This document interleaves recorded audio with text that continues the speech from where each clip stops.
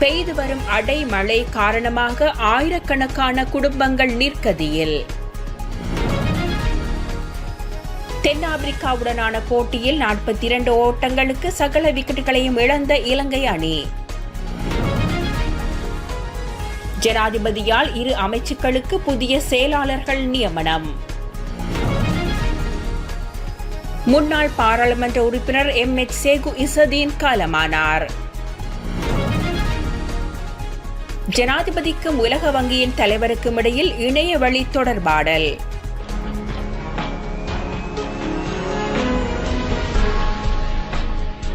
நெடுந்தீவு வைத்தியசாலையில் சிகிச்சை பெற்று வந்த 3 நோயாளர்கள் மேலதிக சிகிச்சைகளுக்காக விமானப்படையின் உலங்கு வானூர்தி மூலம் யாழ் போதனா வைத்தியசாலைக்கு இன்று அனுப்பி வைக்கப்பட்டனர். நெடுந்தீவு வைத்தியசாலையின் ஏற்பாட்டில் நெடுந்தீவில் இருந்து 3 நோயாளர்களும் அவர்களது 3 உதவியாளர்களும் உலங்கு வானூர்தி மூலம் பலாலை விமான நிலையம் கொண்டு செல்லப்பட்டு தரை வழியாக கொண்டு சென்று யாழ் போதனா வைத்தியசாலையில் அனுமதிக்கப்பட்டதாக தெரிவிக்கப்படுகிறது.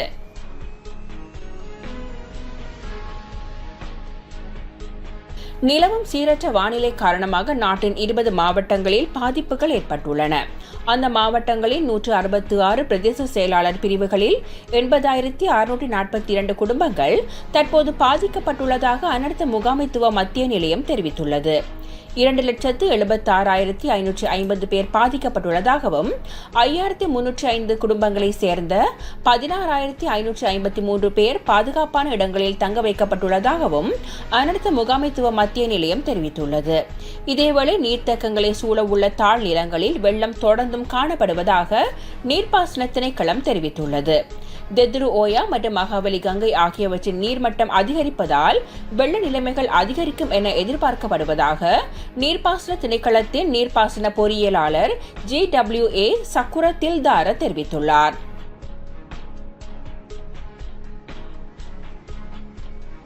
தொற்றா நோய்களை முன்கூட்டியே கண்டறிதல் மற்றும் அவற்றுக்கு முன்கூட்டியே தயாராக இருத்தல் ஆகியவற்றின் முக்கியத்துவம் குறித்து அரசாங்க உத்தியோகத்தர்களுக்கு விழிப்புணர்வு ஏற்படுத்தும் நிகழ்ச்சி திட்டம் ஒன்றை பிரதமர் அலுவலகம் ஏற்பாடு செய்திருந்தது. ஆரோக்கியமான தேசத்திற்கு ஆரோக்கியமான தொழிற்படை என்ற கருப்பொருளின் கீழ் தொற்றா நோய்களை முன்கூட்டியே கண்டறிவதற்கான சுகாதார நிகழ்ச்சி திட்டம் ஏற்பாடு செய்யப்பட்டிருந்தது. பிரதமர் கலாநிதி ஹரணி அமரசூரியவின் பங்கு பெற்றதுடன் இன்று அலரி மாளிகை பிரதான மண்டபத்தில் இந்த நிகழ்ச்சி நடைபெற்றது. சிறுநீரக இரத்த பரிசோதனை, இரத்த சர்க்கரை பரிசோதனை, கொலஸ்ட்ரால் பரிசோதனை, பல் பரிசோதனை, கர்ப்பப்பை வாய் புற்றுநோய் பரிசோதனை என பல மேற்கத்திய மற்றும் சுதேச மருத்துவ பரிசோதனைகளை செய்து கொள்ளும் வாய்ப்புகளும் இங்கு வழங்கப்பட்டன.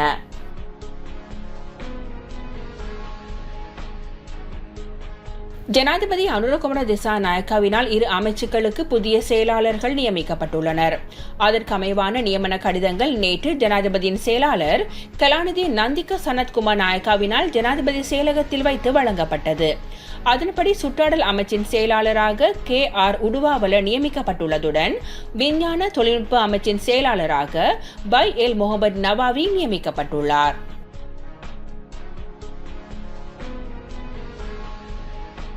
மட்டக்களப்பு மாவட்டத்தில் கடும் மழை காரணமாக 15,900 குடும்பங்களை சேர்ந்த 40,123 பேர் பாதிக்கப்பட்டுள்ளதுடன் 56 இடைத்தங்கல் முகாம்களில் 2,558 குடும்பங்களை சேர்ந்த 7,241 பேர் தங்க வைக்கப்பட்டுள்ளதாக மட்டக்களப்பு மாவட்ட அரசாங்க அதிபர் JJ முரளிதரன் தெரிவித்துள்ளார்.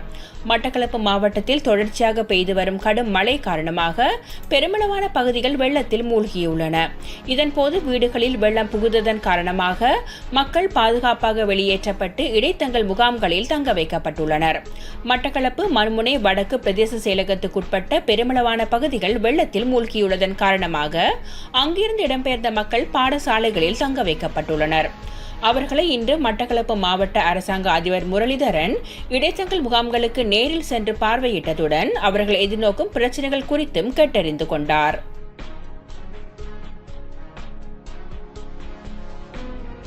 வவுனியா மாவட்டத்தில் பெய்து வரும் அடைமழை காரணமாக 29 குளங்கள் உடைந்துள்ளதாக மாவட்ட செயலாளர் திரு P.A. சரத்சந்திர தெரிவித்துள்ளார்.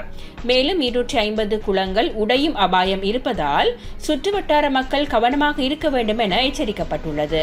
கரைகளை பாதுகாக்க பாதுகாப்பு படையினர் தீவிர முயற்சியிலும் ஈடுபட்டுள்ளனர்.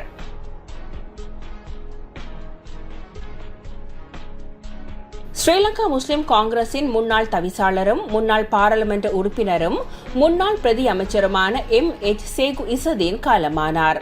சுகவீனமுற்றிருந்த நிலையில் அக்கரைப்பற்றில் இன்று அவர் காலமானார். முஸ்லிம் தனித்துவ அடையாள அரசியலின் முதுசம் என்றும் இணைந்த வடகிழக்கு மாகாண சபையின் எதிர்க்கட்சி தலைவர் எனவும் மக்களால் அழைக்கப்பட்டவர் சேகு இசதீன் என்பது குறிப்பிடத்தக்கது.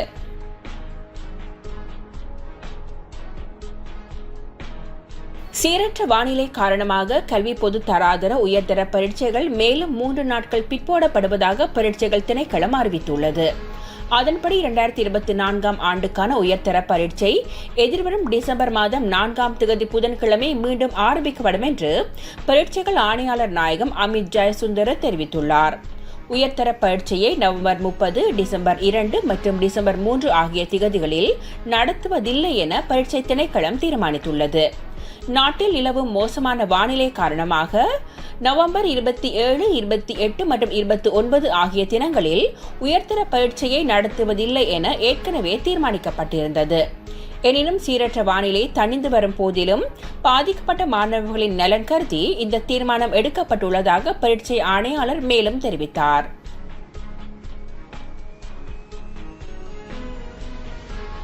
இலங்கையின் எதிர்கால அபிவிருத்தி குறித்த கலந்துரையாடல் ஒன்று ஜனாதிபதி அனுரகுமார திசாநாயக்கா மற்றும் உலக வங்கியின் தலைவர் அஜய் பங்கா ஆகியோருக்கிடையில் நேற்று ஜனாதிபதி அலுவலகத்தில் இணைய தொடர்பாடல் முறையூடாக இடம்பெற்றது. இதன்போது புதிய தொழில் வாய்ப்புகள் உருவாக்கம் மற்றும் எதிர்கால அபிவிருத்தி சவால்களை வெற்றி கொள்ள இலங்கைக்கு வழங்க வேண்டிய ஒத்துழைப்புகள் குறித்து அஜய் பங்கா கருத்து தெரிவித்ததோடு சுகாதாரம், சமூக பாதுகாப்பு மற்றும் பொருளாதார அபிவிருத்தி உள்ளிட்ட துறைகளில் புதிய வேலை திட்டங்களை செயற்படுத்த நிதி மற்றும் தொழில்நுட்ப உதவிகளை வழங்குவது குறித்தும் கவனம் செலுத்தப்பட்டது.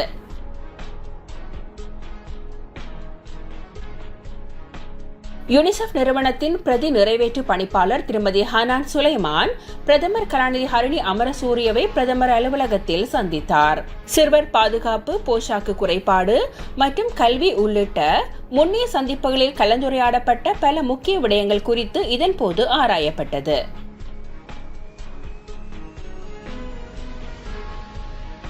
தொடர்ந்து பெய்து வரும் மழை காரணமாக கண்டி குருநாகல் வீதியின் கலகெதர பகுதியில் உள்ள 3 மாடி வர்த்தக கட்டிடம் ஒன்று சரிந்து வீழ்ந்துள்ளது. கட்டட வளாகத்தில் ஏற்பட்ட மண் சரிவு காரணமாகவே இந்த அனர்த்தம் நிகழ்ந்துள்ளது. அங்கிருந்த மக்கள் வெளியேற்றப்பட்டதன் மூலம் பெரும் உயிர் சேதம் தவிர்க்கப்பட்டதாக பிரதேசவாசிகள் தெரிவிக்கின்றனர்.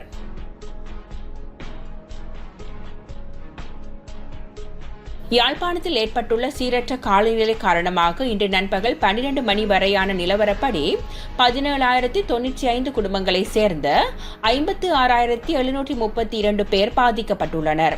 3 வீடுகள் முற்றாக சேதமடைந்துள்ளதுடன் 151 வீடுகள் பகுதியளவில் சேதமடைந்துள்ளது. மேலும் 80 பாதுகாப்பு நிலையங்களில் 1995 குடும்பங்களை சேர்ந்த 7,063 பேர் தங்க வைக்கப்பட்டுள்ளனர்.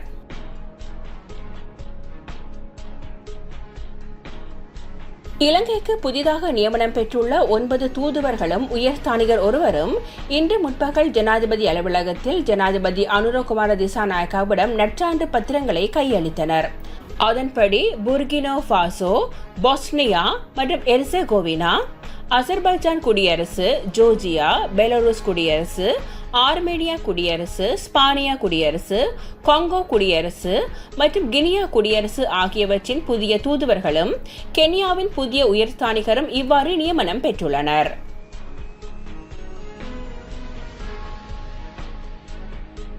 இலங்கைக்கான கண்டி இந்திய துணை உயர்ஸ்தானிகர் ஆலயத்தினால் ஏற்பாடு செய்யப்பட்ட இந்திய தொழில்நுட்ப மற்றும் பொருளாதார ஒத்துழைப்பு நிகழ்வு கண்டி மகாவலி ரிச் கேட்போர் கூடத்தில் நடைபெற்றது. கண்டி இந்திய துணை உயர்ஸ்தானிகர் ஆலயம் நிறுவப்பட்டு நூற்றாண்டையும் கடந்துள்ள அதேவேளை இந்திய வம்சாவளி மக்கள் இலங்கைக்கு வந்து 200வது ஆண்டுகளும் பூர்த்தியடைந்துள்ளது. இலங்கை, இந்தியா ஆகிய இரு நாடுகளுக்கும் இடையேயான இருதரப்பு உறவுகளை மேலும் பலப்படுத்தவும் கல்வி மற்றும் தொழில்நுட்ப திறன்களை அபிவிருத்தி செய்யும் நோக்கிலும் 1965ஆம் ஆண்டு உருவாக்கப்பட்ட இத்திட்டத்தின் மூலமாக பல்லாயிரக்கணக்கான மாணவர்கள் பயனடைந்துள்ளனர்.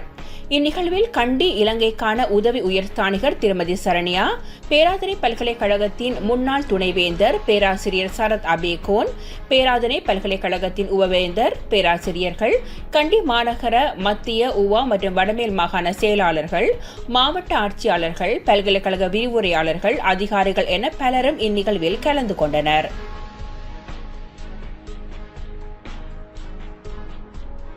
திருகோணமலை மாவட்டத்தில் பெய்து வரும் கனமழை காரணமாக இன்று முற்பகல் 9:30 மணி வரையான நிலவரப்படி 3071 குடும்பங்களைச் சேர்ந்த 9035 பேர் பாதிக்கப்பட்டுள்ளனர். 172 குடும்பங்களைச் சேர்ந்த 419 பேர் பாதுகாப்பு மையங்களில் தங்க வைக்கப்பட்டுள்ளனர்.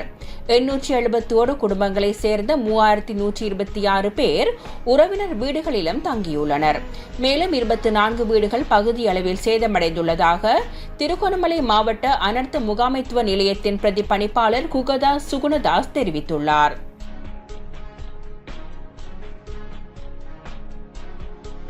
நேபாளம், மாலைத்தீவு மற்றும் இலங்கைக்கான உலக வங்கியின் பிராந்திய பணிப்பாளர் திரு டேவிட் சிக்லேன் பிரதமர் கலாநிதி ஹரிணி அமரசூரியவை பிரதமர் அலுவலகத்தில் சந்தித்தார்.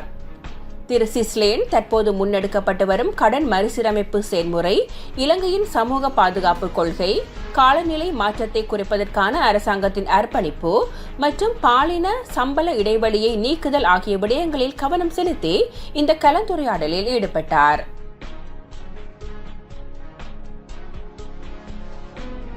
தென்னாப்பிரிக்காவுடன் இடம்பெற்று வரும் முதலாவது டெஸ்ட் போட்டியில் இலங்கை அணி தனது முதலாவது இன்னிங்ஸில் 42 ஓட்டங்களுக்கு சகல விக்கெட்டுகளையும் இழந்துள்ளது. போட்டியில் நாணய சுழற்சியில் வெற்றி பெற்ற இலங்கை அணி முதலில் களத்தடுப்பில் ஈடுபட தீர்மானித்திருந்தது. அதற்கமைய தனது முதலாவது இன்னிங்ஸுக்காக துடுப்படுத்தாடிய தென்னாப்பிரிக்க அணி சகல விக்கெட்டுகளையும் இழந்து 191 ஓட்டங்களை பெற்றுக் கொண்டது. தென்னாப்பிரிக்க அணி சார்பாக அதிகபட்சமாக அவ்வணியின் தலைவர் பவுமா 70 ஓட்டங்களை பெற்றுக் கொடுத்தார். இலங்கை அணியின் பந்து வீச்சில் அசித்த பெர்னாண்டோ மற்றும் லஹிரு குமார் ஆகியோர் தலா 3 விக்கெட்டுகள் வீதம் கைப்பற்றினர். இந்நிலையில் தனது முதலாவது இன்னிங்ஸுக்காக துடுப்படுத்தாடிய இலங்கை அணி 42 ஓட்டங்களுக்கு சகல விக்கெட்டுகளையும் இழந்தது. இலங்கை அணி சார்பாக அதிகபட்சமாக கமிந்து மெண்டேஸ் 13 ஓட்டங்களை பெற்றுக் கொடுத்தார். தென்னாப்பிரிக்க அணியின் பந்து வீச்சில் மார்க்கோ ஜென்சன் 7 விக்கெட்டுகளை கைப்பற்றியமை குறிப்பிடத்தக்கது. அதன்படி தென்னாப்பிரிக்க அணி இலங்கை அணியை விட 149 ஓட்டங்கள் முன்னிலையில் உள்ளமை குறிப்பிடத்தக்கது. டெஸ்ட் போட்டியொன்றில் இலங்கை அணி பெற்றுக்கொண்ட மிக குறைந்த ஓட்ட எண்ணிக்கை இதுவாகும். இதுபோன்று பல செய்திகளை தெரிந்து கொள்ள நமது வைப்ஸ் டிவி யூடியூப் தளத்தை சப்ஸ்கிரைப் செய்து அருகிலுள்ள பெல் பட்டனை கிளிக் செய்யுங்கள். மேலும் பல செய்திகளை அறிந்து கொள்ள www.baibznews.com, vibesnews.com என்ற இணையதளத்தை பார்வையிடுங்கள்.